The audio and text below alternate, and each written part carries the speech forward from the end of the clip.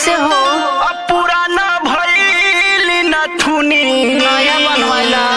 मोर बलमुआ हो निमन एगो झूलनी दिलाई दो।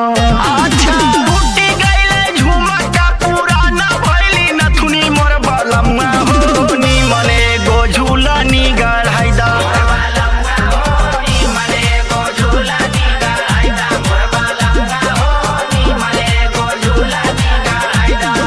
झूलनी गढ़ा दया है झूलनी गढ़ाई दो हो झूलनी गढ़ाई दो मोर बलमुआ हो मोर सजनवा